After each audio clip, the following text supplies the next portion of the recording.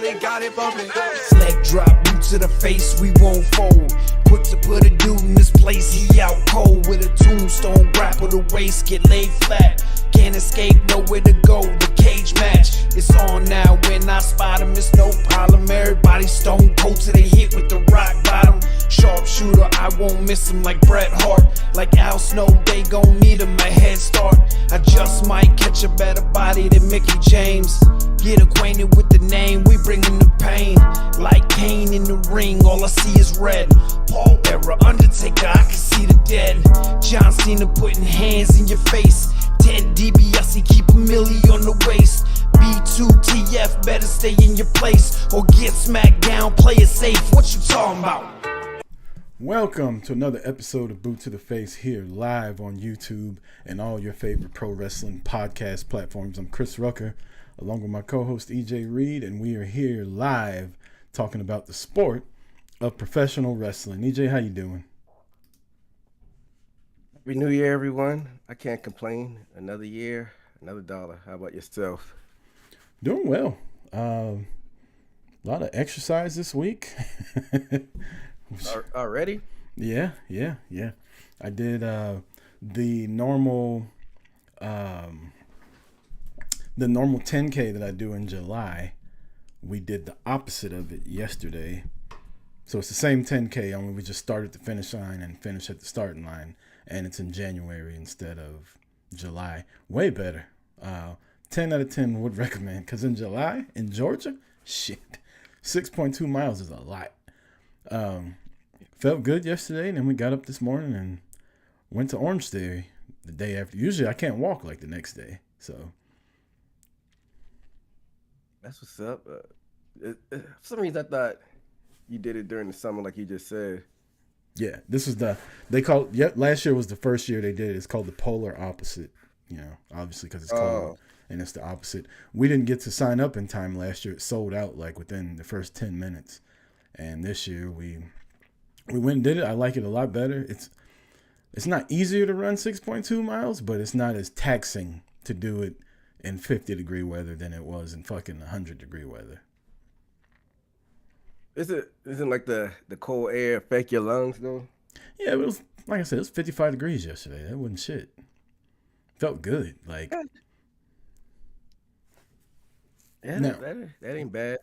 You do run the risk of it being like in the 20s like it was last year when people did it. Which I did the year Georgia played Alabama in the national championship in Alabama. Did they take out Tua and put in Jalen Hurts, or took out Jalen Hurts and put in Tua? Whichever one it was, if they won, that year we did a 5K where you ran through you started outside and you finished on the 50-yard line in the stadium. And it was like 18 degrees or some shit like that. It was rough, brother. That cold? I don't even think it get that cold in Atlanta. No, it gets cold. It gets in the teens here every now and then, like for a couple weeks of the year. Jeez. But no snow though. That's interesting. Nah.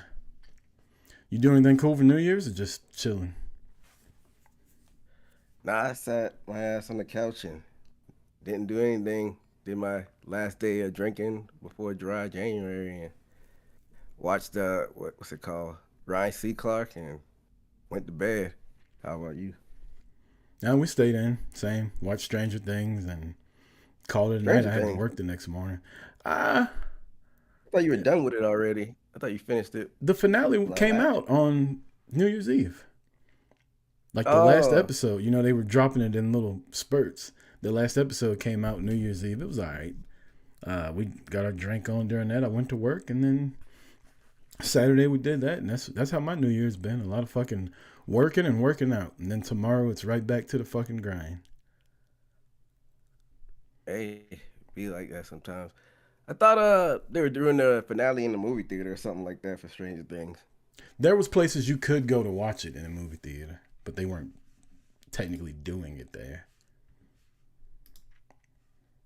How long was the finale? Was it like a movie, 2 hours. Movie length long? It was like 2 hours.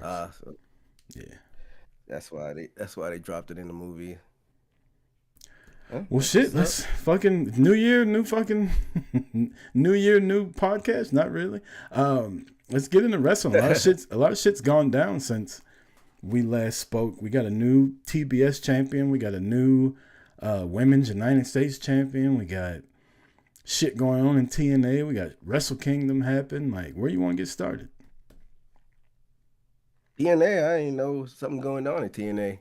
You know, they got their new TV deal coming out, so they're trying to ramp up to prepare for that.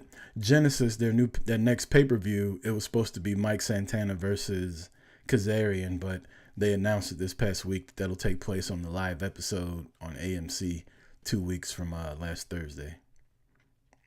Yeah, I watched that episode this past Thursday. Huh. I mean, that's what on the 15th, so we still got we got a show to do before that one. Yeah. I mean, What's I think up they're with trying your to get girl? all eyes on it. Who? Your girl, Ariana Grace, little ungrateful ass. She done went Dominic Mysterio. Yeah, that happened a couple weeks back. We didn't get to cover it during they had like basically their version of like War Games with a cage match. Elimination kicked their dad in the nether region. Hey, sometimes you got to go bad. Sometimes you got to pop out on your parents and tell them what's up. He wasn't there. He was on the road traveling. He didn't really take care of her growing up. For the listeners and the viewers out there, y'all notice EJ said sometimes you got to pop out and show your parents. He didn't say that shit while he was at his parents' house. He waited till he got back home to say this shit. I'll say it to them as well. Yeah, fuck that. Never scared, like your boy Bone Crusher said. Your dad got one more good ass whooping left in him, and you can get it. Think those days are behind him. Bad knees, bad back. Hey, don't talk about bad knees. That's me after yesterday. I had to ice them motherfuckers after that run. Hey man, you gotta do what you gotta do to, preserve yourself. And once you get into, late 30s, early 40s, you gotta make sure you take care of yourself and whatnot. But yeah, man. Go ahead. I was gonna say the other thing about TNA is like we talked about this a couple of weeks ago. It's like they can't get out of their own way. This whole Kazarian is a world champion thing, and then he defends it against Bear Bronson. How the fuck is Bear Bronson winning a world title battle royal with all the people they got in TNA? I knew Kazarian was gonna win, but like it's a waste of time.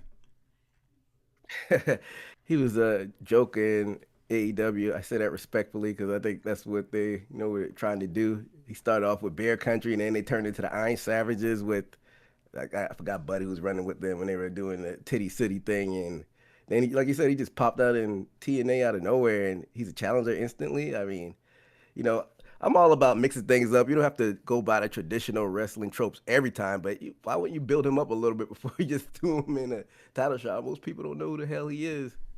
And that comes on the heels of you building up Santana for a year. He wins the world title, and then 2 weeks later he loses it unceremoniously to Kazarian, who's not a good champion, by the way. And then you go with this. And I know Santana's going to get his title shot, and I guess the whole point to that was for them to have the title change on TV. But it's just not like you got all this momentum and you're doing everything you can. They must have let Triple H do this. Hey, I mean, when all else fails, blame Hunter Hearst Helmsley, right? They had to. They had to ask his opinion because rumor has it that WWE and TNA are partnered through 2028 now. So they had to ask him, and he was like, "Oh yeah, this would be great." Yeah, maybe, but I think at the end of the day, it's probably Tommy Dreamer's fault. Isn't Tommy Dreamer like the creative guy there? Yeah, he's listening to Bully Ray. Exactly. So yeah, it's like all kind of convoluted a little bit as far as like fleshing out, the champions and whatnot. And then they got Myron Reed taking on Leon Slater 2 days before he's supposed to defend against Moose. And Cedric Alexander's like, we know who's probably going to win on Wednesday. I don't like things booked like back-to-back championship matches like that, booked back-to-back. What if he wins? Myron Reed? Yeah. That'd be dope, but I feel like they're building Leon Slater. He's back and forth between NXT. He was on John Cena's. I don't think they're going to have him lose right before this Genesis pay-per-view and whatnot. But who knows? Anything can happen. No, I'm saying what if Leon Slater wins the title? Tuesday. Oh, you see, another thing I forgot. I almost skipped over that. Yeah, he's facing over for the NXT title. I was talking about him defending his X Division title at Genesis, and then defending the Myron Reed on that Thursday before the premiere episode. Oh, not even that. He's defending it this coming up Wednesday, the week before the premiere. See, it's all Yeah. It mixed up. is kind of jumbled up. When the Rascals walked in to talk to Santino, I was like, what the fuck are they talking about? Like, they just put a graphic up of him defending it in a triple threat, and now one of them are trying to get a title shot. I'm confused. I'm also confused about Wesley. Is he with TNA now, or is he still in NXT? No, he got dropped from NXT. I don't even know if we talked about it, but yeah, he got released back in like October or so, and then he re-signed with TNA, and now he's with the Rascals. He's Desmond Xavier again, and all four of them are reunited. It's the first time they've been in a major promotion, all four together. So that's pretty dope. Yeah, this is. What does that even mean? What is that? Isn't that what the Little Rascals did in like the cartoon, or not the cartoon, like the little 50 show in the movies when they revised it? I don't fucking remember. Yeah, they like. Yeah, I think it's a little symbol like the Little Rascals did. But yeah, he's back in the fold. So, they got the pieces. You just got to flush out how they tell these stories and whatnot, because it's all jumbled up right now. Yeah.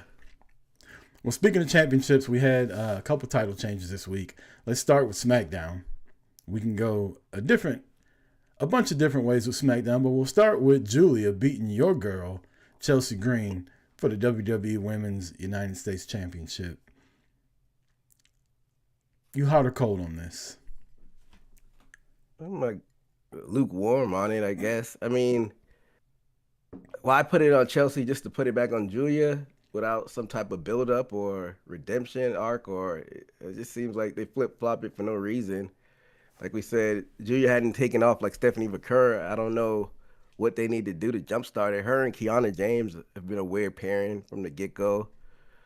I don't know. Sometimes you just kind of need to tear somebody down to rebuild them back up. I mean, when Io got on the main roster, she wasn't, taken by the fans immediately. She kind of built herself up. Fans got on it eventually. So maybe they need to do the same thing for Julia right now. Like, kind of have her start from the bottom and just put on bangers until she gets the fans' respect. Because it's not like Io was cutting some crazy ass promos before the fans liked her. She was just putting on bangers. Yeah, I don't know.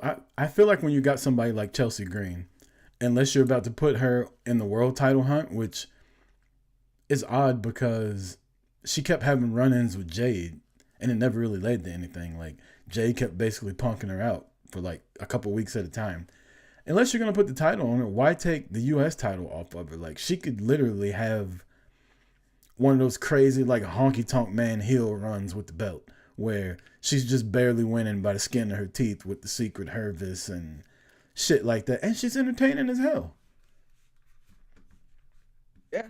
You don't see her getting a world title shot eventually, though? Not against Jade. She might get a shot, but she's going to get her ass beat. Not against Jade, but like her winning the Money in the Bank and cashing in. I think that would be perfect for her, honestly. I really do. I think Money in the Bank is made for somebody like Chelsea Green.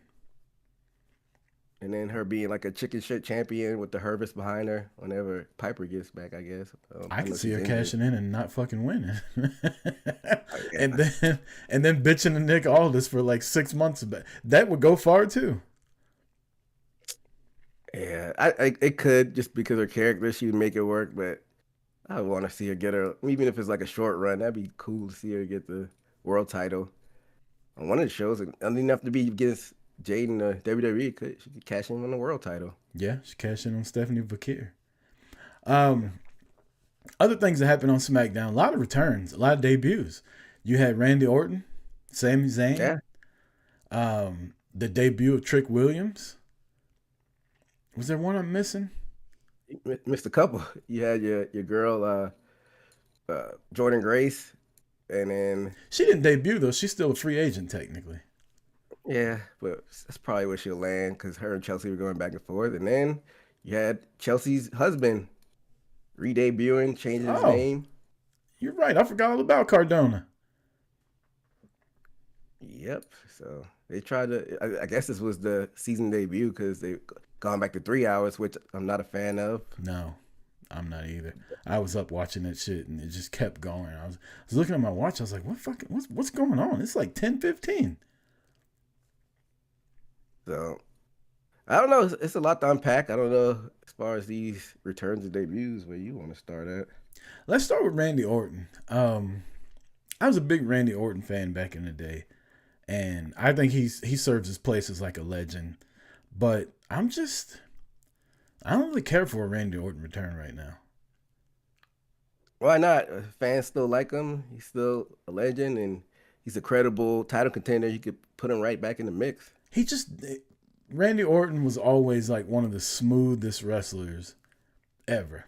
And now he's a little older. He's had a couple injuries. He just seems stiff now. Like, almost like he can't fucking turn his head around all the way. You know what I mean? Like, if you just watch him, he's just very like Frankenstein. Yeah, I get it. I mean, that comes with age, but this is the entertainment company. So as long as you can play the hits and do what you got to do, fans, will take a liking to it. What my problem is he's kind of at this tweener phase, and they've been kind of teasing him and Cody, but they did a big tease. And he didn't even tease it. He just said, "I'm coming for your title." I don't know. I think Randy Orton is always better as a just nasty heel.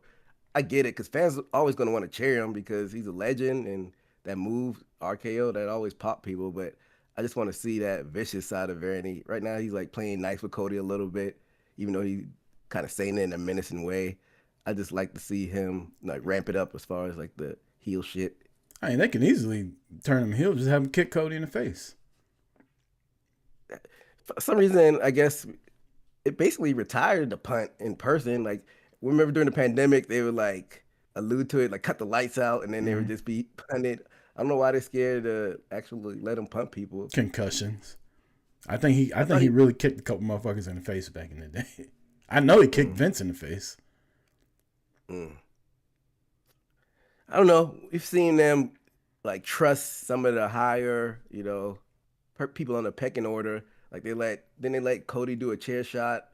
They let some of the upper level people bleed. So I feel like they could trust Randy to do that safely now. I don't think you can trust Randy Orton and fuck around and be somebody he don't like. That old Randy Orton come back up. Or they let Cody do the pile driver. I'm not a chair shot. They let him do the pile driver. Him and KO weren't they going back and forth doing pile drivers and stuff. And you think the old Randy come out? I think he's a changing man. He's got like 5, 6 kids now. He's a family man now. I don't think he would revert back to the old. Yeah, Randy. he can't beat them kids, so he come to work and take that fucking aggression out. Says who he can't beat those kids. I'm just I don't know what goes on in his house, but yeah. Well, what about Matt Cardona? How this moved the needle for you at all? Not at all. And like, I feel like he's better on the indie scenes where he could call himself the king of the death match, and like he does stuff that you wouldn't expect him to do. Right now, him back in the WWE, he's like another cog in the machine. He's there to be a good hand. But, I mean, at least he gets to be with his wife and travel with his wife. I bet that's probably like the biggest thing for him. Because, like, who wants to be away from their significant other? But especially it does when nothing she looks for like me. Chelsea Green. Exactly. But it moves the needle nowhere. Nothing. No needle moving for me.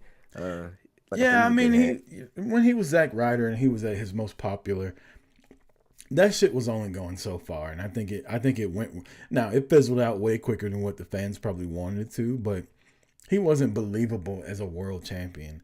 And I still don't think he is. Like, I think he's gonna have a lot of work to do to get that Zack Ryder taste out of WWE fans' mouth. You know what I mean? Like, he's gonna end up right where he was when he left. You think the kids 10 and under still remember Zack Ryder like that though? No, shit, no. Kids 10 them? No. This is for fucking millennials and people like that were watching when they were in their 20s and he left. So he could reinvent himself with the kids that are 12 and under who don't really remember Zack Ryder. And with us, like you said, yeah, we'll still remember Zack Ryder, even though I was checked out a lot of that. Like, I think right when I, checked out and, was chasing girls at college, he was still doing the edgehead stuff, I want to say. So I was in there where he was doing, didn't he catch on pretty well with the like Long Island IZ stuff and internet stuff in the early 2010s. Yeah, he was like real popular for like, because what he did was he created a YouTube channel, which is he started the whole YouTube thing for WWE. They had no idea about internet stuff, and he got that little TV show he was making was so fucking good too. Like that's when I became a fan of him. And then he would come out on Monday Night Raw, and I was like, "This dude's corny as fuck." Like, it wasn't fun. It wasn't fun when he'd be on TV. His internet show was fun. Like, I watched that shit every week for like 2 months, and then WWE bought it, and they got their hand in it, and it started getting shitty. And then next thing you know, he's getting pushed off a fucking stage by Kane while he's in a wheelchair, and he's trying to date Eve, and she's making out with John Cena, and the whole thing. Like, that all happened around the same time. But yeah, he won the U.S. title at WrestleMania, the Intercontinental title at WrestleMania in Dallas, and when they were doing the ladder matches every year for the IC title, and he fucking lost it the next night to The Miz. I want to say I watched that match. Wasn't that at 31? Because I think my friend, it was like when I first started dipping my toes back in it. Wasn't that at 31? Like I said, it was in whichever the first one in Jerry World was. That's what it was. Okay, the first one in Jerry World. Okay, so I did watch it. That was like when I was starting to watch it a little bit more regularly at the time. That was the Jerry World, so that was 2016. What happened at the one before that? The one in San Francisco, because I was at a watch party and my friend when I was living San in Francisco? You mean the one where Triple H beat Sting? Yeah, I knew that. I don't remember that happened. I'm talking about on the earlier card. I know that's where the fucking RKO. Randy Orton popped them up. I could have swore it was like a multi-man ladder match, and maybe not. Undertaker beat Bray Wyatt, I think.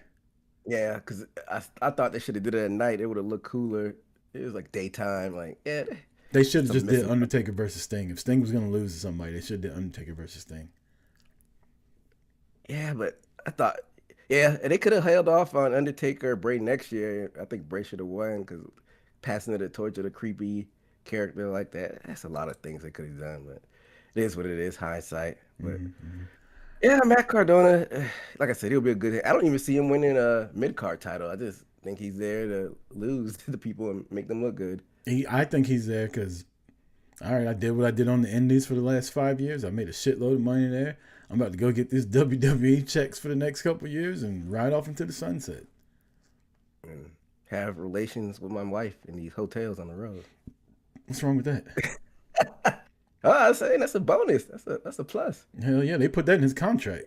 He was like, I thought I was gonna make a little bit more money than this, and they're like, look, we paying for you and your wife to be in these nice fucking hotels on the road. Like, shut the fuck up. Yeah, exactly. But yeah, it is what it is. Like, shout out to him for making himself hot and coming back.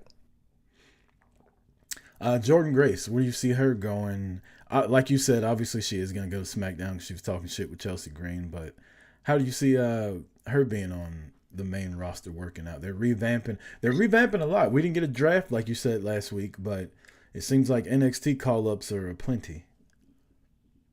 It's weird. It's always weird when they do a call-up without them having like a NXT women's title run. I don't even think she won the mid-card title. We've seen it before, and Liv come up without winning the title. Of course, Becky is Becky's the biggest one. She went back and won it, but coming up, Liv, Becky, Carmella, she wasn't a champion either, was she? No, she didn't win.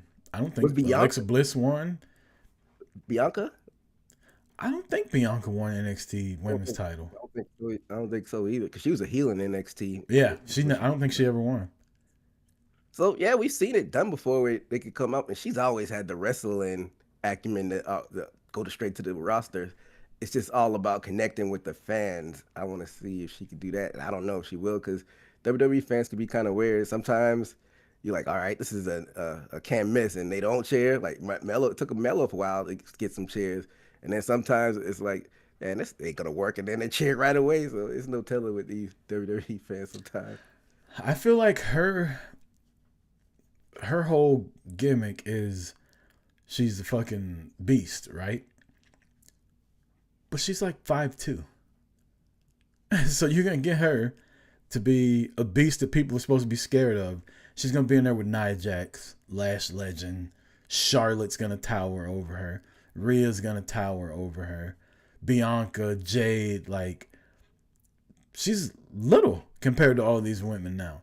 So now what's her thing now? Like she ain't just gonna be able to go in and overpower like she was doing people in TNA.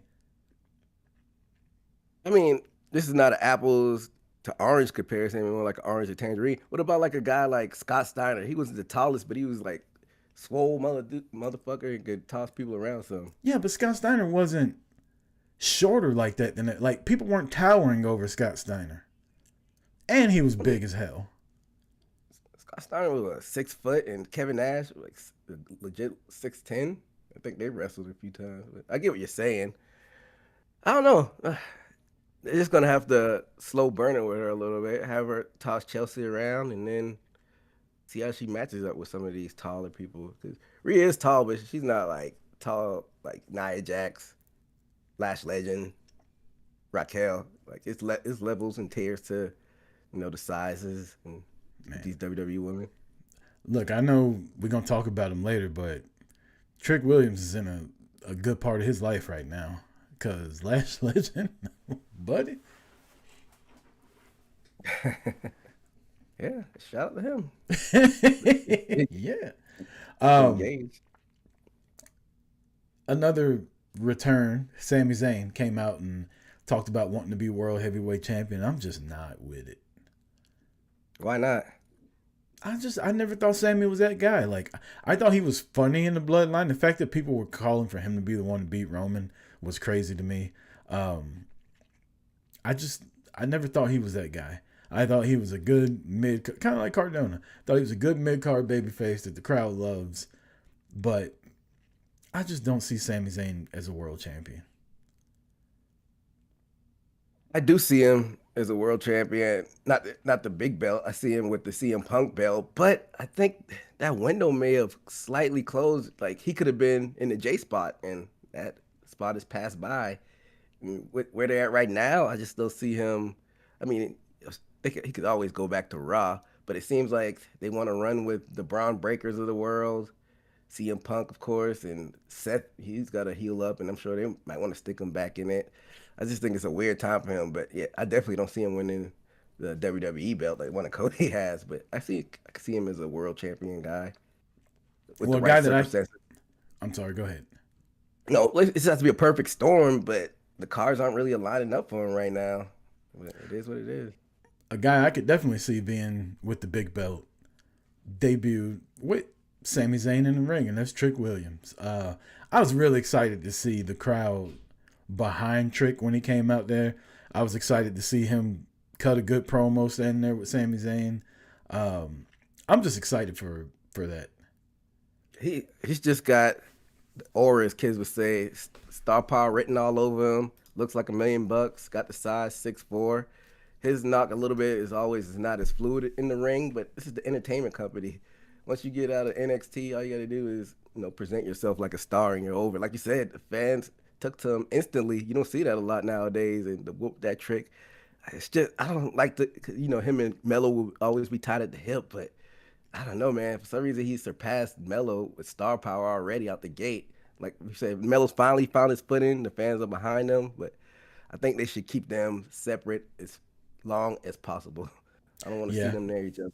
Them being on the same show kind of makes me a little nervous as far as that goes, but hopefully they do. They're bound to run into each other, though.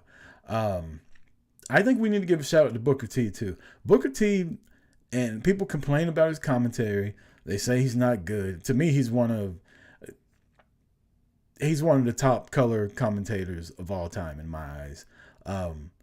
But the people that he's able to get over with just saying crazy shit, like whoop that trick, it ain't all Booker T. Like that, they were saying that beforehand, but Booker T like made it a thing. Stephanie Bakir, Booker T made that a thing.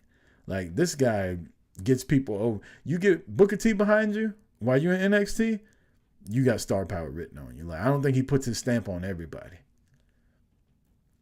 Yeah, he's more your style than my style on commentary, but you can't deny that he gets people over sometimes with like interests and moves and stuff. But he's a lot. He's got to be your cup of tea, and he does his job. So shout out to Booker T for getting Trick over. C Fluid in the chat says he always thought that Trick would be a bigger star than Melo from the beginning. I'd love to lie and tell you that I thought that too, but honestly, I didn't. I thought once Melo was off to the main roster, Trick was going to go by the wayside, and he surprised me, and in a good way. Like, he's way better than what I thought he would be on his own. Even when they were together and they're in the barbershops, I'm like, this kid's got it. Melo's cool because, he's a whiz in the ring. But I said, this kid could talk. And, shout out to him being a fellow Gamecock as well. That doesn't hurt. But, yeah, I just always thought he was the better talker, even when they were a tag team. And then when fans started getting behind him in the I think it was the Iron Challenge or whatever, Iron Survivor Challenge. And I'm like, all right, yeah, he's out of here. He could be on his own. Yeah, I'm surprised you didn't think so either, though. I don't know. I didn't see it back then. Like, I thought once Melo left, the chemistry is what I thought made him jump off the TV. And I thought when him and Melo finally broke up, it wouldn't be the same, but I was wrong. Like, this guy went to another level when him and Melo broke up. And I think Melo kind of felt that too. Like, he was probably happy for him, but he was like, fuck, like, this guy's killing it. And here I am just fucking wandering around backstage with The Miz. No disrespect to The Miz, because y'all know I think Miz is a Hall of Famer certified, but still.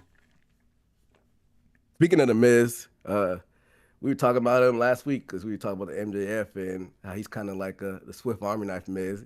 How you think him, like, starting off the show, you think they're going to kind of wrapping him up again to be more of a important role now that they're at 3 hours? He's the fucking fall guy, basically.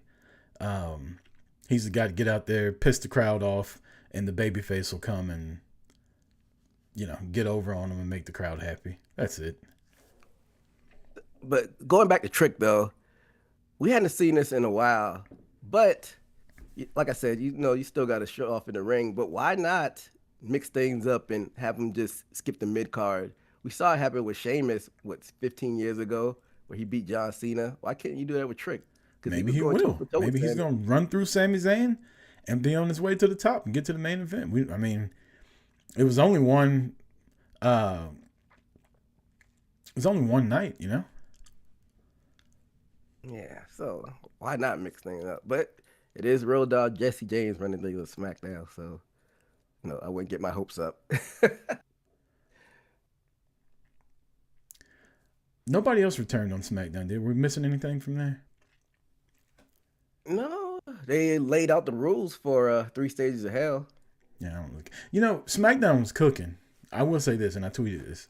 SmackDown was very entertaining for like an hour and a half, and then Cody came out. And I'm not trying to be funny. I dozed off. You think he sucked the air out of the room? It really did. He came out and he's cutting these long-winded fucking promos with these big words that nobody fucking understands, and it's just like, nobody trying to hear that shit, man. Drew said your daddy's in hell. Like, go put hands on him. And if you can't put hands on him, why even do this fucking, as his daddy used to say, this filibuster? Why even come out there talking all that shit? You can't do anything. Just let Drew. I understand it's wrestling, and I know they got to fill time, and I don't know. I just thought it was a bad look on Cody, and then Drew punked him out again. Like, I'm to the point, and I said this last week, put the fucking belt on Drew. Please. Just put the belt on Drew. And then what, though? And then book Drew the same way you're booking him now. The same way you've booked him for the past 2 years, only instead of him losing, he wins. Let him keep the same energy, let him keep talking shit to people, and let him run through the fucking roster. Then I don't know, by the time he say he has the belt through SummerSlam next year, by then you could have turned a guy like Trick Williams babyface. But then who you want Drew defending the title against at WrestleMania? I haven't thought that far, EJ. But fuck. You just skipped all the way to SummerSlam. I'm saying he can have the title through SummerSlam. I don't know who the fuck he's gonna beat. Fucking beat Randy Orton. And then what does Cody do at WrestleMania? What does Roman do at WrestleMania? Roman's on Raw. Roman can fucking fight CM Punk at WrestleMania. I don't know how I feel about that. Cody can fucking he can go where he belongs, which is wrestling The Miz at WrestleMania. Come on now. 2 former champions. That's a great match. Disrespectful. Cody, I wouldn't mind see Cody and Randy, even if it's for a title or not. Cody, Miz, and Jay in the fucking triple threat match of former champions. It's disgusting. Yeah. Absolutely not. Book it. Book it, Dano. We know this is not what's going to happen. Drew, I wouldn't mind seeing Drew being a transitional champion just to get it back to Cody. Get it back to Cody for what? He's already got it. As much as I'm not a fan of what's going on with Cody right now, he's got to have it and drop it at Mania somehow, some way. He don't need it that long. That's probably what's going to happen, but I'm over it. I'm over Cody having the belt. It does nothing for me. I don't even like the way he holds the fucking belt. No, how does he hold it? Like a fucking dork. He's got the straps all done up and he holds it on his shoulder like it almost looks too big for him. And he's got his little hand holding it right here and it's always like a struggle. He's trying to talk and look all official. Just either put it around your waist or drape it over your shoulder. Like, quit trying to be Nick Bockwinkel or some goddamn body. Seafood in the chat says, not to be rude, but Cody's suit was too small on him on Friday. Them damn suspenders? No. With Chris Farley, fat guy in a little coat. Oh, man. Yeah, I mean, it is what it is. I think Cody's always going to be at the top of the card. Even if he loses this championship, I can see him throwing him on Raw and getting the other one. It just is what it is. They're trying to maneuver it a little bit differently so he doesn't get played out like they've done with champions in the past when Vince had the book, but I think he's always going to be at the top of the card. I think it's high time for Cody to turn heel. Oh, that would be good. Have him come with the black hair and just be a dick. Yeah. I didn't watch a lot of his Bullet Club stuff. Good. How did he used to get underneath people's skin when he was? Well, he could cuss because they were doing a lot of that being the elite shit, and he was just an asshole. And when he went to New Japan and he was like fighting for the Bullet Club leadership with Omega, you can cuss in New Japan and shit like that. So it was more he was unfiltered. And he was just a complete asshole. Like, he was the guy from WWE with all the money. And he was, like, throwing it around in people's face. Wearing these fucking dickhead suits that he wears now. Only it worked because he was a heel. And he thought he was better than everybody. That's dope. Because what we're seeing now with him is basically the same character he was doing in AEW. So, it'd be interesting to see him do New Japan stuff. Which, honestly, I'm shocked that the crowd hasn't turned on him yet. Because he has been the same fucking, like, nothing's changed since he's been back. Well, it all depends who he's up against, too. Because, man, we heard some boos when he was going against, was it Cena a little bit? Or Roman? That's a different story. It was Cena's last WrestleMania and Cena's last tour, the whole 9. So, I guess right now it just depends who they putting up. They're being really strategic of who they put him up against. I mean, I'm not too surprised that the fans haven't turned on him yet. It's because different audience. There's a lot of kids that like him still, and he hasn't been quite Super Cena, just burying these quote-unquote young talents that everybody likes and wants to root for. So I think that was a big thing with Cena, beating the Nexus and beating all these guys that people wanted. They're being real strategic, keeping them away from guys like that. So I don't know, but who knows? They may eventually turn on him. Just put the belt on Drew. I don't even mean in like Drew wins 2-1. Just have Drew sweeping. Let Cody go away for a little while. All the money he's making, unless he's injured, I don't think it's just gonna put him on the shelf. I mean, I get what you're saying, but you gotta know, Paul Levesque, that's his guy. I don't think he's just gonna put Cody to the side like he did Jay. Cody in the tag team division. I ain't even saying put him in the tag division. I'm saying just let him come off the road for about a month. Bring him back at the Royal Rumble. Man, I'm curious to see who's going to win the Royal Rumble, I guess. That's in Saudi this year, right? And Mania's in Saudi next year? Yep. Yeah. That's the only reason I'm even thinking about going to Vegas is because I know Mania's not going to be in a cool city next year for me to go to. Yeah, it's a 99.9% chance I'm not going to Mania. So yeah, be watching on the couch while you out there gambling. I know you're gonna go to a watch party and whatnot. So Yeah, buddy, I'm going to a pool party. I'm gonna be drunk. yeah, they got some work to do before we get to Mania as far as matchups. So Is that all for SmackDown before we move on to AEW? yeah, I think we pretty much hit everything with SmackDown. AEW this past week and this coming week has got some. They got some good stuff cooking. One, AEW's women's division. Let's start with the TBS Championship. Willow Nightingale defeats Mercedes Moné, as Mercedes is still just dropping titles left and right. I think she's only down to like down to 7 now. In a really good match, Willow Nightingale, the first AEW woman to hold 2 AEW titles at one time. I guess they don't count the Owen Hart as a championship, even though Mercedes was carrying it around. Really good match. Willow's beat Mercedes twice now in the past like 3 weeks. A feel-good moment at the end of the year. Where do you see this thing with Mercedes going? Like, when does it stop? Like, I'm a big fan of her, and I love the fact that she's got this losing thing going on because eventually it's going to get her to the world title. But I'm kind of overseeing her fucking them going off camera and her heart broken, sitting outside the ring because she just got pinned.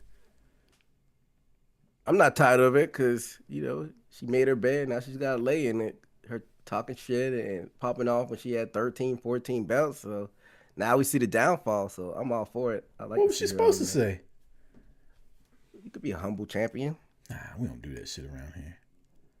But yeah, but the actual match though, man, like you said, ending the year off, that was a banger. Like I wasn't expecting to see that, but I mean I should have expected it because her and With Willow those could two. both go. Yeah, that was a fire match. Yeah. I was on my couch watching it, bringing in the new year, and those girls, went at it. That was a slapper. People in Nebraska got themselves a treat, and then Willow to be a 2-time. I think she's the first ever 2-time TBS champion. And I'm not mad at it, but it's interesting that she has 2 belts. You got all of these contenders in both divisions, but I'm not mad at it. But as far as Mercedes goes, I think that, like I said, I think the downfall continues to happen. She continues the spiral. She loses all her belts. I don't know how she's going to lose some of those lesser, or I don't call them lesser organizations, but independent organizations belts. But I think she will eventually be down to 0 titles. And I see her beating whoever the champion is at, I was going to say all in, but I think they do it a little bit before that. I think they do Double or Nothing because I think they're going to continue to do the Owen Cup as a title shot. And she just won it last year. So I think it'll happen at Double or Nothing. She wins the women's championship. Fluid in the chat says the Mercedes hate from the IWC has to stop. She's been having awesome matches and putting over AEW homegrown talents. I agree. When she was winning all the belts, I can see why people would be mad about it, and they didn't see the forest from the trees, as they say. But now she's like, look at the people she has put over. Statlander, fucking Willow Nightingale multiple times, Red Velvet on ROH. Like, that was one that I definitely didn't see coming because it happened on ROH, which not many people watch. And so for her to do that was a big thing too. Yeah, I think people just hate on her because that's the cool thing to do. Like, she's made enough people mad. And let's be real, like, people don't like successful women, especially when they're black. It is, and some people try to chalk it off to her attitude or whatnot, but half of that is on-screen character, this quote-unquote attitude. But I don't understand how they expect her to act. She's her. Every time I see her in the interviews, she's pretty, level-headed and humble. It's not like I've been hearing diva behavior behind the scenes. I'm guessing maybe people still are talking about her and Naomi behind the scenes with Vince, but we don't even know what happened. We know how much of a slime ball Vince was. Vince probably did something heinous backstage. Yeah, I wouldn't put it past him to have made a pass at her. Yeah, something. Wow. So yeah, it's just the IWC. Like we said, it's not people in real life doing all this stuff. So it is what it is. I don't think the hate will stop, like a person in the chat said. I think people will continue to do it just because it's the cool thing to do online. But it is what it is. As far as the AEW's women's division goes, I don't think and I said this like a year ago, and now it's getting even better again. I don't think they could be in a better position. Like, the thing I love the most about it is how different everybody at the top of the card is. Willow Nightingale's the only Willow Nightingale that they have. Mercedes is the only Mercedes. Tony Storm is the only Tony Storm. You know what I mean? Like, Chris Statlander, I don't really know what her character is, but she's the only one like her. Megan Bain, there's nobody there like Megan Bain. They're all different, and they all have put in so much work and have gotten so much better for the women's division. Like, we're a long way away from fucking Britt Baker and Riho. And no disrespect to Thunder Rosa, during that era, even though when she comes back, I think there's a spot for her. She's the only Thunder Rosa there is. I think they passed Thunder Rosa by. I think they passed by Britt Baker. Yeah, I think Thunder Rosa could be a good like person in the tag team division. She gets a partner, even though her and Tony were kind of partners, and Mina kind of stole her away. But once she gets back in the mix, I think Britt is done with wrestling. And then, like you said, other people, they kind of build up. And Marina, like, she was like just like basically an enhancement talent on ROH, but then hooked up with the Death Riders. Now she's a credible threat. So it's another one. But just put some shoes on. Maybe I'll change my mind. You in these shoeless wrestlers? I don't know why. I just don't like that shit. I can't take you serious. In the chat, even Athena, her being there, she's the only one like her. Like, they're all so different. We're not in the WWE age of like, blonde whatevers like it used to be. Like, AEW's women division is really diverse right now and really good. Like, you could tell me that Statlander's going to defend the title against about 5 different people at the next pay-per-view, and you could convince me that they're all going to win too, which is a good place to be.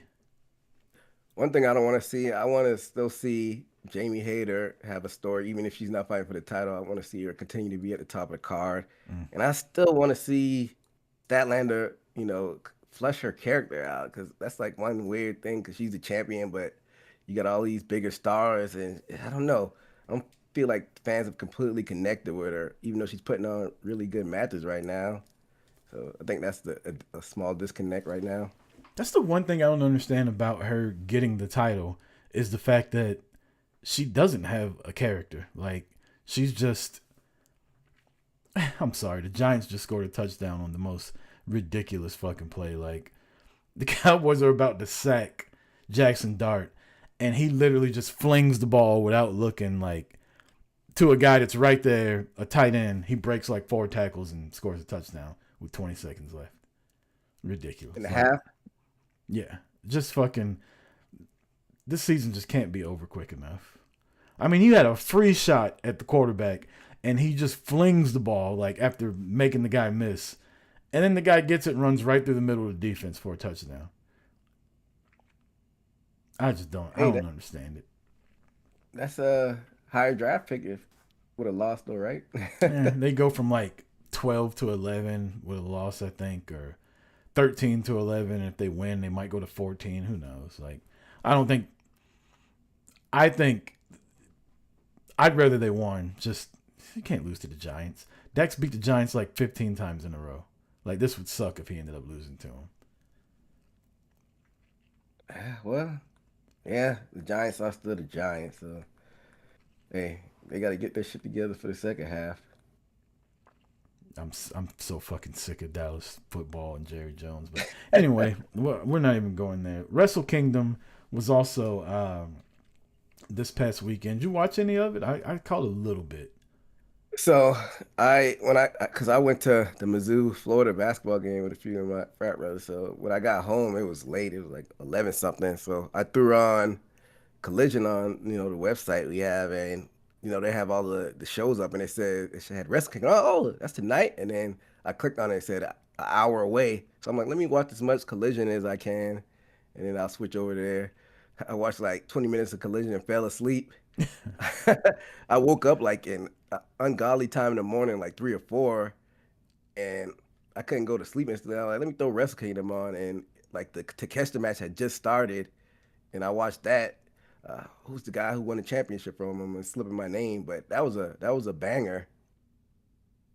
I was like, I didn't expect Takeshita to lose, but I saw that match, so that was the co-main event, and then I saw the Okada and Tanahashi match as well. Uh, Yoda Yoda Suji is who Takeshita lost the title to. I'm not too familiar with his work because I hadn't been keeping up with New Japan as much as I have in the past, but the match was fire. And I'm guessing if sometimes your first title run is to kind of get a feeler, and they gave Takeshita an opportunity to run with the belt, and I guess it was supposed to be more long term. But shout out to him for putting on that bang up a match. And the Okada and Tanahashi match, it was fine, but it was a long send off. Did you see like the aftermath? Because Okada won, and then all of these like people from the past came down the ring. You had Omega out there. You had Will Ospreay. I'm missing some people. Jay Didn't White. Jay White come out? Yeah. Yeah. It's, Tanahashi was that guy, man. He was the ace of New Japan for so long, and he was pretty much, they did the John Cena treatment for him, which I think he deserved. Went out losing, just like, the traditional way to do it. Wrestle Kingdom to me is a bucket list place that I want to go. I've been to Tokyo. We drove by the Tokyo Dome. I didn't go in there. I want to go to a Wrestle Kingdom, but Wrestle Kingdom also, because it comes on so late at night and because I don't keep up with New Japan anymore, it's so difficult to watch these long fucking matches with these people that I don't really care about, and I always end up dozing off and having to go back and watch it the next day.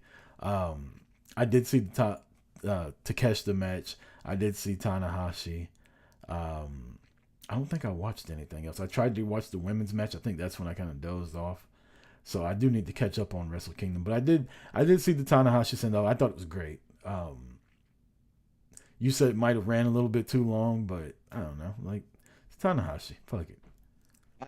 Like during the aftermath is when I fell back asleep. I think after Ospreay came out, I dozed back off. So I think I got to catch like the last few minutes of his aftermath send off. But like you said, I got to go back and watch some of the other matches as well. I'm sure they had some bangers on.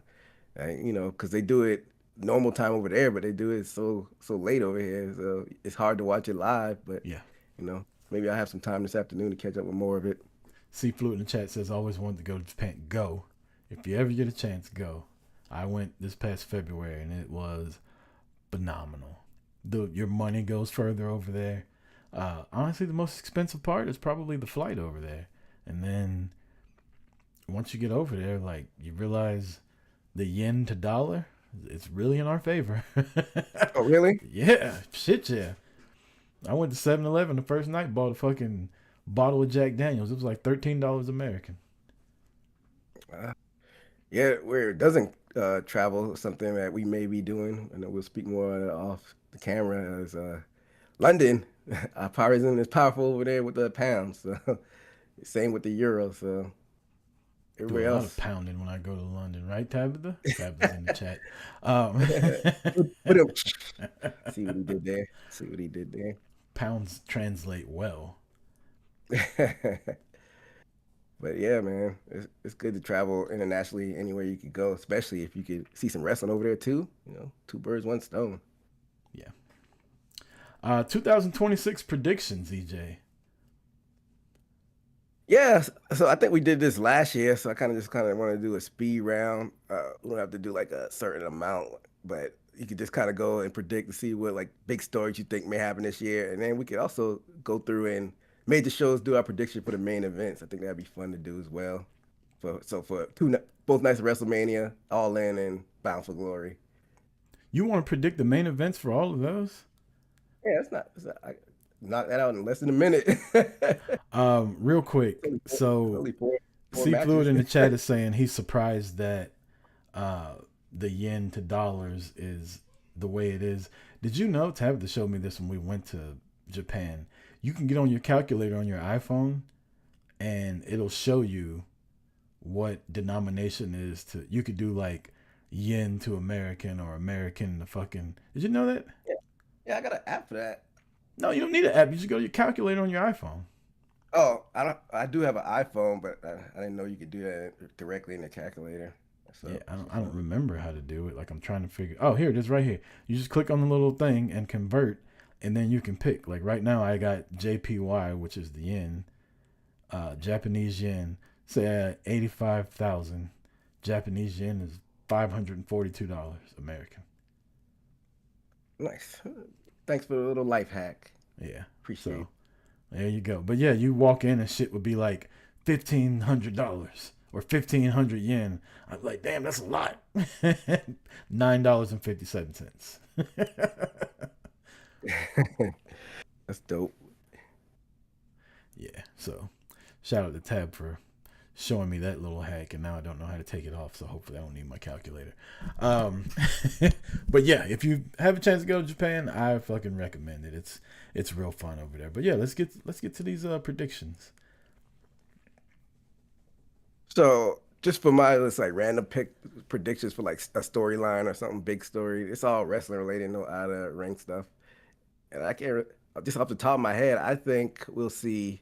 I know you're not a fan of this. I think we'll see Edge and Christian tag team title run or Cope and Christian in AEW. A tag And title run? Yeah, a tag Wow. title run. And I think that we will also see LA Knight win that Raw World Championship in some capacity, even if it's only a month. That's my bold prediction, even though it's probably not going to happen because we know they're not high on LA. My bold prediction is a member of the Hurt Syndicate will win the world title this year. I do think Bobby Lashley is going to, it makes sense for him to do a program with MJF. I think that's going to happen. And in WWE, I think not only Jay, but Cody will also turn heel in 2026. Oh, that's a good one. I could definitely see Jay having it. Cody's going to happen eventually. I don't know this year, but those are good ones. So I guess we can go back and forth with these main events for these big pay-per-views. So for night one of WrestleMania, I think it's going to be Jade versus Bianca. What do you think, night one? That's a good one. Fluid in the chat says, unfortunately, I can see that happening as well with Edge and Christian. Ugh, I got no room for that in my fucking life. Night one. Main event, yeah. Main event for WrestleMania, I would want it to be a women's match. I think it'll be Becky versus Rhea versus Liv in a triple threat match. That's a good one. I wouldn't be mad at that. Night two main event WrestleMania. I think it's going to be Cody Rhodes versus Roman Reigns 3 for the WWE Championship. You know what? Night two. Let me change my pick. I think night two will be Becky, Liv, and Rhea.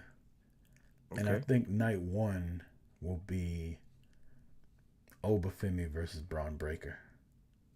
For the World Championship. Yeah. Well, we said it's bold prediction. That would definitely be a bold main event. So, hey, you never know. All in, I think the main event is going to be MJF versus Ospreay over there in Wembley. Will Ospreay be back by then? Maybe not. It's a bold prediction. I think he is. I think he will be back, but he may not be. That's a good one, but I can't see a main event over there that hasn't been done already. But this would be an all-in rematch, but it wasn't a main event. It was for the International 2 years ago. So let me go. This is awful podcasting audio. I'm sorry.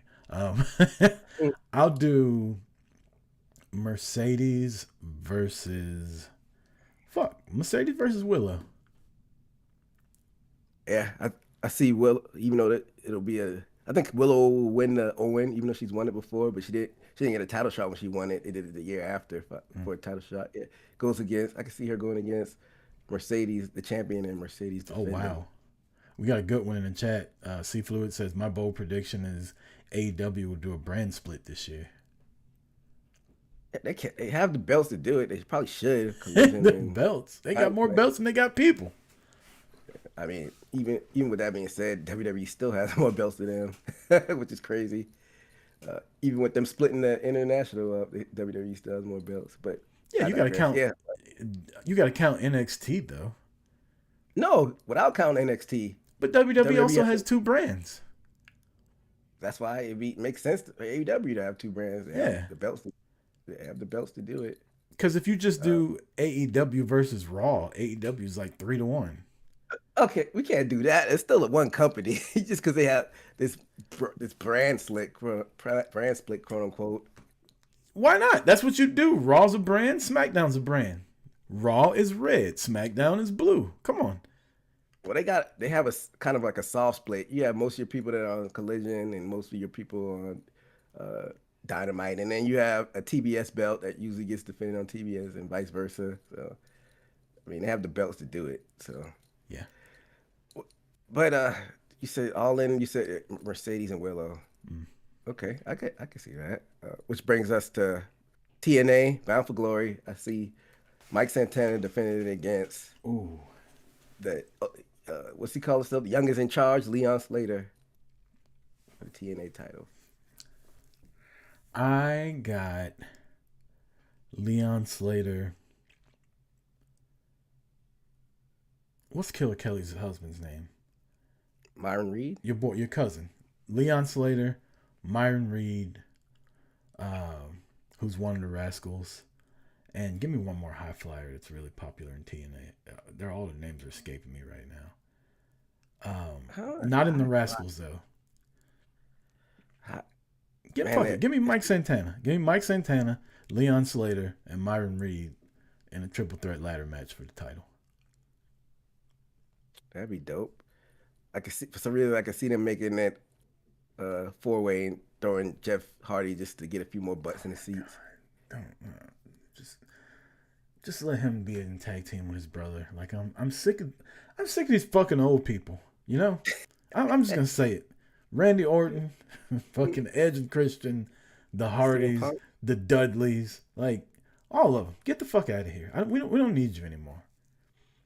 I say that in jest, but I kind of mean it. Like I'm kind of over it. What's the motherfucker's name? Frankenstein, one of the Mounties, one of the Rougeaus. He's still wrestling too. PCO. No, PCO, get the fuck out of here, PCO. You can't even walk. He just left the company and they fired him. Like he walked down the show and people thought it was an angle, but turns out to be real. He just walked out on the company. He didn't walk out. The motherfucker forgot his medication. Didn't know what day it was. They got these motherfuckers wrestling. They can't drive after 7 o'clock safely, and they fucking out here jumping off of ladders and shit. Like enough already. Yeah, it's time for the new blood to get in there. We shame old people on boot to the face. I'm joking, obviously. Like, I'm a fucking guy that was watching Sting jump off a fucking ladder like a year ago. Like, relax. Yeah, but Sting wasn't taking people's spots and winning championships, even though he won the tag on the way out, but, vacated it right away. Sting was, booked properly. It's so funny Sting was undefeated in AEW, but it doesn't feel like it still feels like he gave people the rub while he did it. Like it was he was booked very masterfully by Tony Khan. Yeah, because he was a special attraction. He wasn't out there every week just burying people or not like that. So yeah, shout out to Tony Khan for booking that. So we got TNA Bound for Glory. Is there any more we need to do? That's it. Who's gonna win the Royal Rumble? We're gonna do that already. I mean, we can. Just a bold prediction: Royal Rumble winners, men and women. I might change my pick when we actually officially preview the show. I'll say Braun Breaker. He loses Monday, and then he wins the Rumble. That's what I think. No, I changed it because, like I said, I might change it back to Braun Breaker when we talk about the show. I'll say Roman Reigns wins the Royal Rumble. I got Oba. Okay. Oba or Trick. That's my bold prediction. One of those two are gonna win the Royal Rumble. I'm leaning more towards Oba. Though. I don't think Trick is quite ready for the main event of WrestleMania. But as they proved with Jay last year, you're not really the main event if you win. That's true. So I'll go with Oba or Trick, and for the ladies, I will go with. Man, people are gonna think I'm racist. I'll go with Lash Legend. I'll go with Bianca, 2-time winner. That's a good one. I wouldn't mind Liv winning though. See, Flute in the chat says Oba. Money in the Bank. That's more important to me than Royal Rumble. I like the Royal Rumble, but Money in the Bank is my shit now. Yeah, I'm a sucker. This is not gonna happen. I've said this like 3 years in a row. I guess LA Knight, even though it's probably not gonna happen. It'd be a good way to turn him heel. Yeah, have him be a heel Money in the Bank. Have him win it as a babyface. Everybody cheers for him, and then he fucking cashes in on Cody. Be hilarious.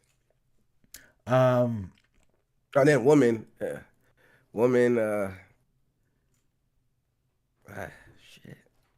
I say they finally figure out a way to heat up Julia, and she wins the women's Money in the Bank. I'll go with our girl Chelsea Green as the women's Money in the Bank winner, and for the men,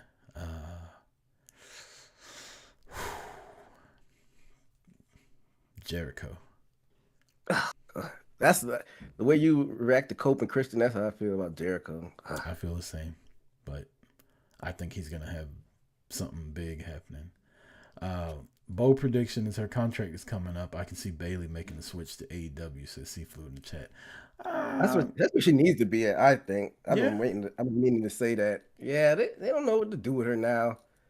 She needs a fresh coat of paint. She'll be there with Sasha. I think she would do well and thrive in AEW. And I know out of the four horsewomen, her and Charlotte are on the lower end of who you like, but she's just kind of just there right now. That's how I would say I don't like Bayley, but I agree with you. I feel like sometimes I really enjoy her, and sometimes I could care less if she's on TV or not. I don't not like her. Like, she's not a channel changer for me, but it's just indifference, which you probably don't want to be as a wrestler. But there's also times where, like, I enjoy the shit out of it. Like, the shit she's got with Lyra right now, I'm kind of digging it. You are? I feel like it is what it is. She teased being like a schizophrenic, multiple personalities, and then now it's just Lyra that's her motivator. Yeah, it's okay. But I don't know. Before we do NFL picks, though, we got that Raw Netflix anniversary. They got 3 matches for title matches. What you see happening on that? Anything? Any special returns? Any debuts? Any title changes? I think Breaker's gonna beat Punk. Ooh. What are the other title matches on there? You got Maxine Dupree defending against Becky Lynch, and you got Kabuki Warriors versus Rhea Io. Oh, you think Becky wins the title? I think all 3 titles are changing on Monday. I don't think so. I see.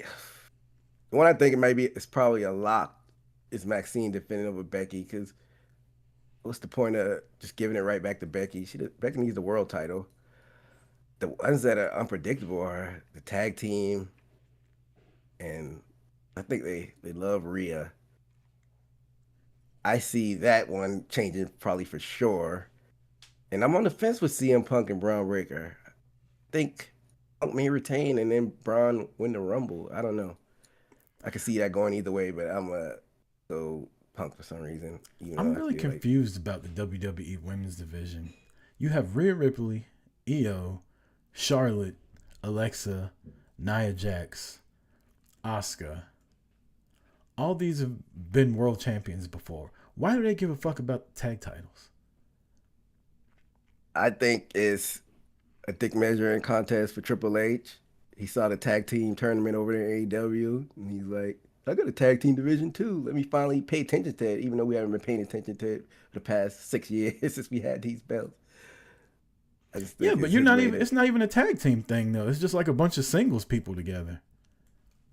What always is my pet peeve is cause some tag team. If you're a tag team, you got to start from somewhere. But if you're gonna make them a tag team, give them matching gear and give them a name, AEW, even though they have like mishmash tag teams, they've given them names now. Timeless Love Bombs, the Mega Problems, uh, what's it? Braves of Wrath. I wish the new tag team they signed would get a name. Maya World and Hyan. They need to give them a name.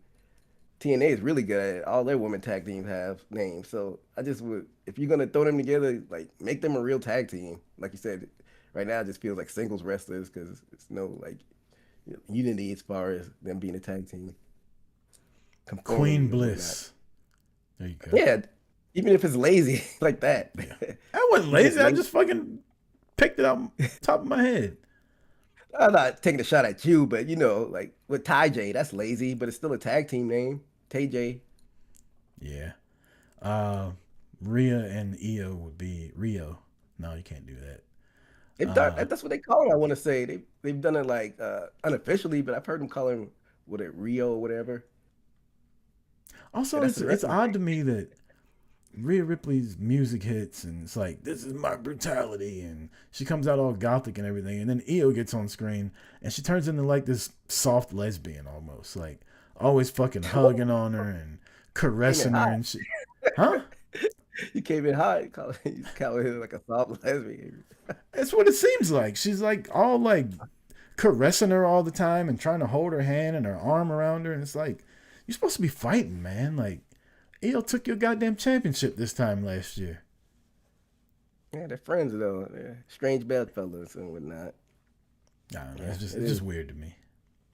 Yeah, just a little strange dynamic, but yeah, I like the fact that they're focusing on the tag team division. But if you really think about it from your perspective, these all world title challenges. But you always can't be at the top. You got to let other people cook in. So that's why I'm not mad at it that they're focusing these women on the tag team division. Well, I mean, so like you were saying a couple weeks ago, Stephanie Vaquer's title reign, and I kind of feel that way too, hasn't been as good as it could be. I don't know. Maybe if she got a win over Charlotte or fucking Rhea or Alexa Bliss or women like that, right? Her title reign would be a little bit better. Instead, and no disrespect, because I like her, she's beefing with Nikki Bella. I mean, I actually think Nikki should win the title and have Stephanie chase. I think Nikki would be dope as a champion, especially that world championship. I think it would help Stephanie's title reign if she lost it and then got it back. But Yeah, have her win the Rumble. Yeah, I don't see her carrying the title through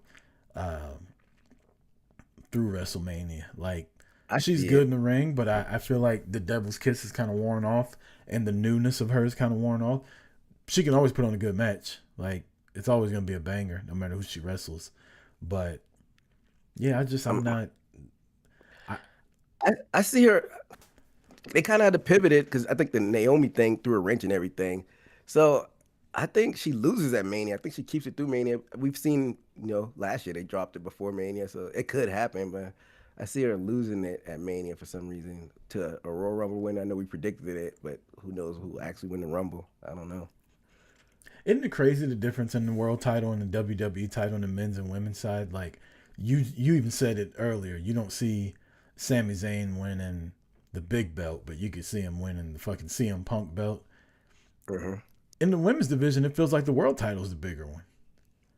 Look who you've had have it. You had Becky have it. You've had Rhea have it. You've had Io have it. Now you got Vaquer with it. Naomi cashed in for it. Like, Liv had it for a while. The lineage of that title is already like really good. And then, yeah, technically, the one on SmackDown is the one that is the more heralded one, is because it's been around slightly longer, right? Because that was the one that Charlotte won when they reintroduced it. And then it turned into the Raw title.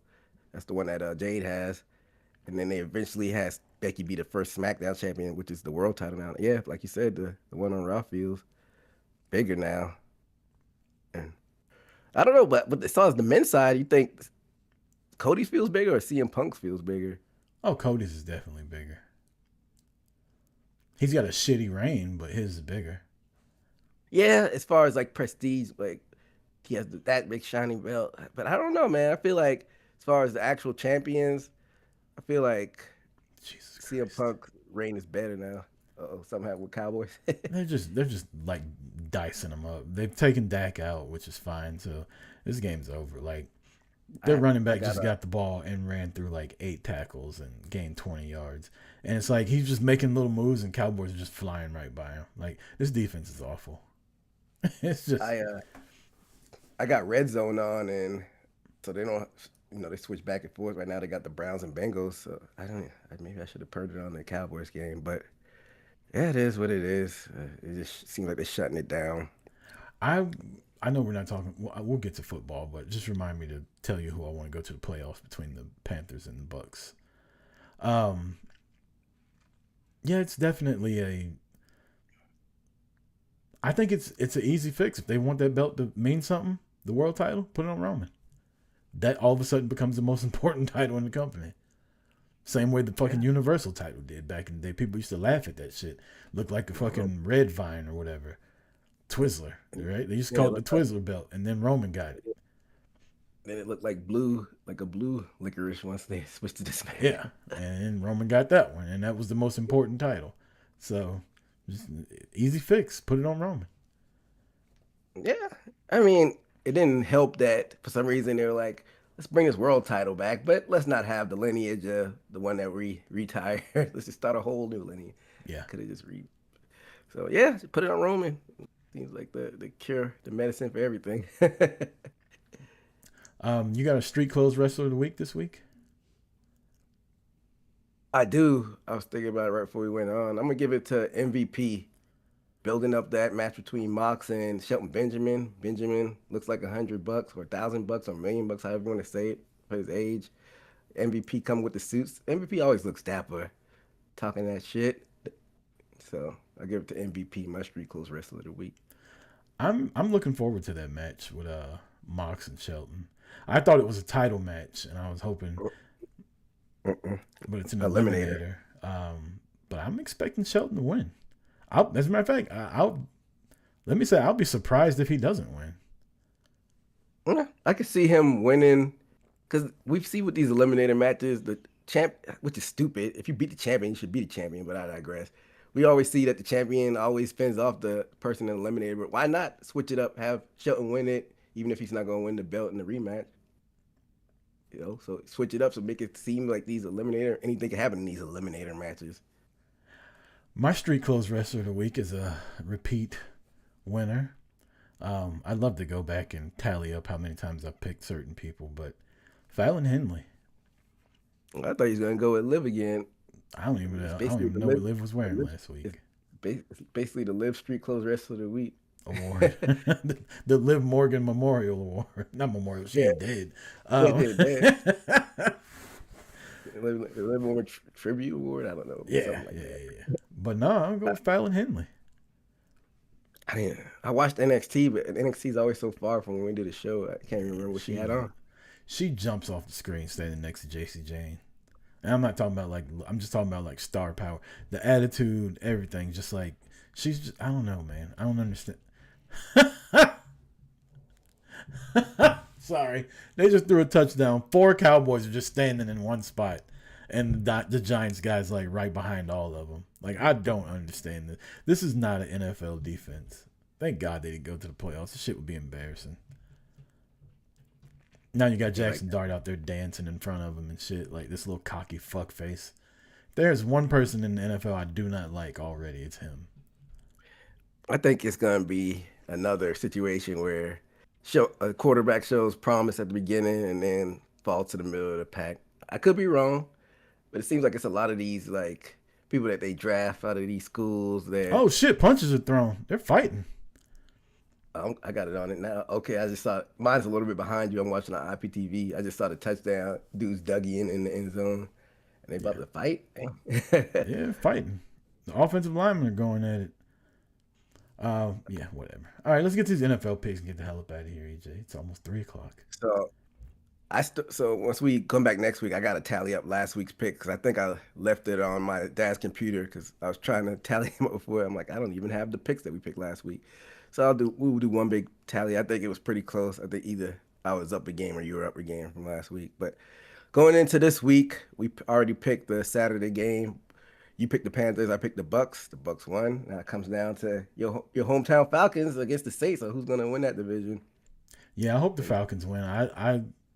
just for excitement purposes, I would love to see the Panthers in there. Like I Like don't to see really. the Panthers get this shit kicked in the first round. Who they playing? I think it all depends on who wins the game or who's going to be the first round match. I can't remember who they said will be their first round matchup, but home game with a losing record, nasty work. But that's how I'm not people shit on it, but I'm not mad. Win your division, that makes it exciting a little bit. Yeah. So yeah. So and then the Seahawks, 49ers, both of us picked the Seahawks. Seahawks defense is something tough. I didn't think they were whole San Francisco to that little points because didn't San Francisco and Rams go in like a shootout in that game Yep. where the 49ers won a few and held them to 3. So even though I'm not a Sam Darnold fan, sometimes all you need is a game manager to win a championship. So They got a good defense and a good running game. yeah. Going into Sunday, we picked the early games before the show.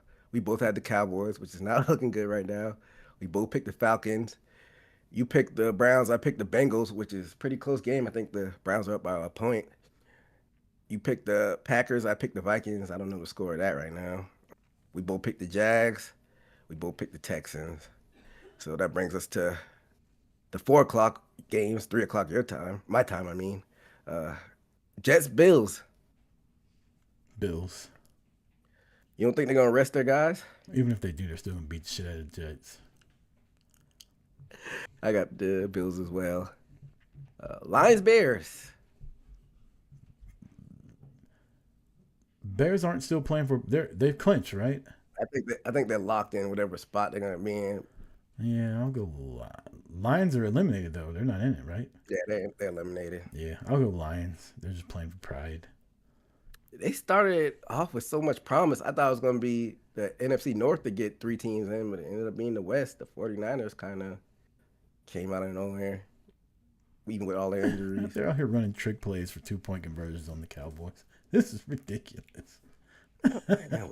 They're just embarrassing them.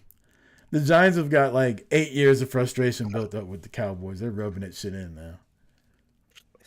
In a game that doesn't matter. Yeah, it doesn't matter.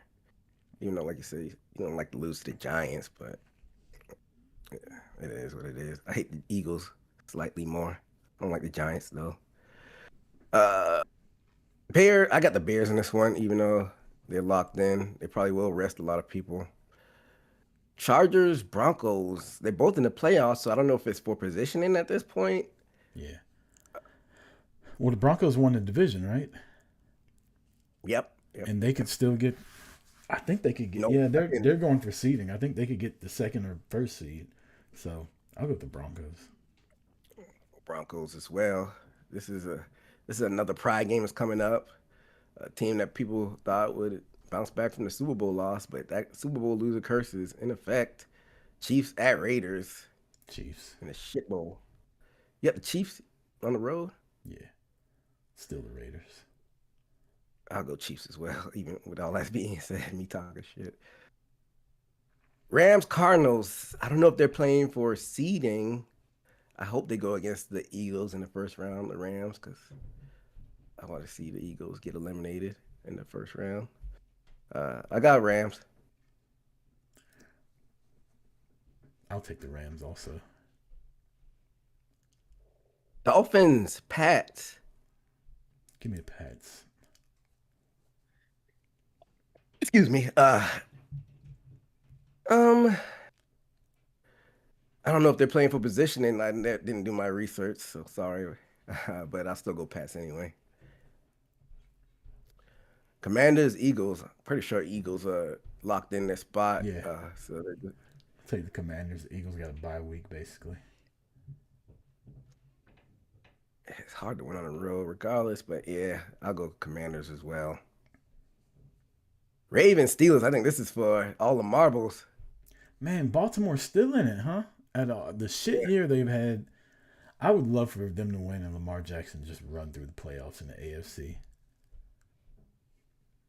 Is that who you picking? Yeah, I'm going to go Baltimore. I'm a big Tomlin fan. This keeps he still hasn't had a losing season because they're 9-7. So even if he loses this game, he'll still have a winning record. With that being said, I'm gonna go with Lamar Jackson. I'm a Lamar Jackson fan. I'm gonna go with the Ravens on this one. If the Falcons win, they'll have the same record as the top 2 teams in their division, but they won't win the division. They'll be 8-9. No, Michael Rooker's not happy about that. Yeah, that's all the picks, and then we pick the playoffs next week. Yeah, that comes to a long year of NFL picks. Year 3 as far as me picking in the books. We'll tally up everything next week. Hell yeah. Well, you got anything else you want to say, EJ? Nah, man. Shout out to all the listeners, everybody in the chat, and Happy New Year. Hopefully we could continue to entertain everybody listening and keep on bringing the show to the next level. Yeah, like EJ said, Happy New Year. Thanks for everybody that was participating. Thanks for all the listeners and whatnot. And hopefully you had a good New Year. Wear a condom. And until next week. I don't know. For EJ, I'm Chris Rucker. This has been Boot to the Face. Peace.